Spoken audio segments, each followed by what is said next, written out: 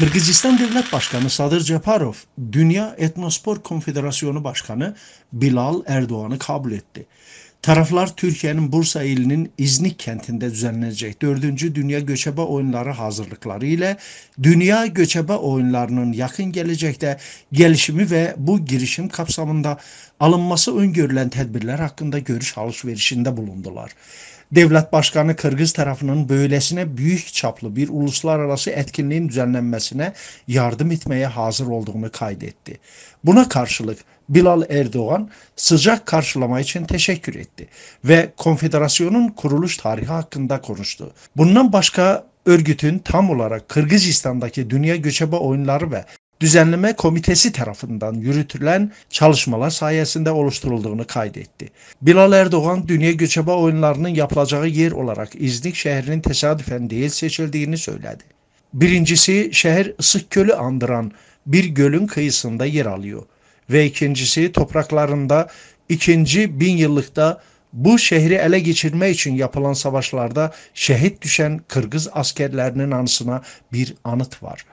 Kırgızistan Cumhurbaşkanı etkinliğin hazırlanmasında başarılar diledi ve ülkemizin etkin bir şekilde yer almaya hazır olduğunu teyit etti. Daha önce oyunların aynı adı taşıyan ilin Bursa şehrinde yapılması planlanıyordu. Ancak 2020 sonbaharında koronavirüs pandemisi nedeniyle ertelendi ve daha sonra İznik şehrine taşındı.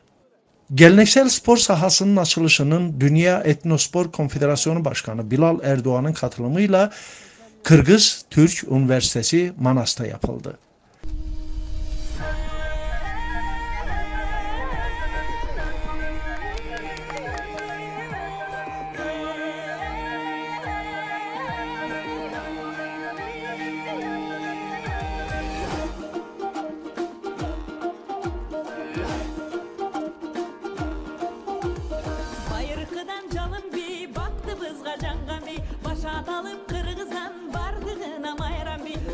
Çapkan canım yaş ötüp gitse dağılmaz ercilikке şaymaşay yer gibiyle karındaş. Üniversite Rektörü Profesör Doktor Alparslan Ceylan konukları selamlayarak etkinliğin öneminden bahsetti. Dünya Etnospor Konfederasyonu Başkanı Bilal Erdoğan, Kırgız Cumhuriyeti Kültür, Turizm, Spor ve Gençlik Politikası Başkanı Azamat Camankulov, Türkiye Cumhuriyeti'nin Kırgız Büyükelçisi Ahmet Sadık Doğan, Kırgızistan'ın ve Türk dünyasının geleneksel spor sahasının açılışında başarılar diledi. Ardından Spartakiyat Kupası ve Gökboru müsabakaları yapıldı.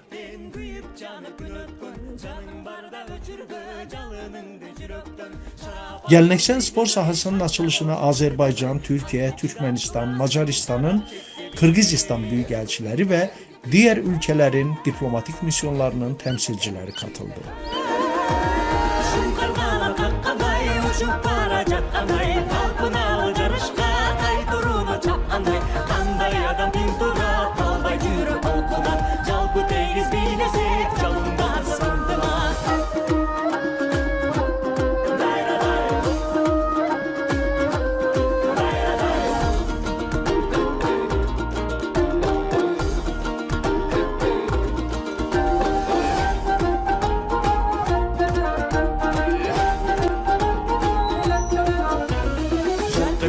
Çağılgan, jaralgan bir canından şat ömürde jarık bol şam çırakтай jagılgan күлкү менен жашарып күн балдары аталып бийлеп кар жашыбыз bir кумарга баталып баталып баталып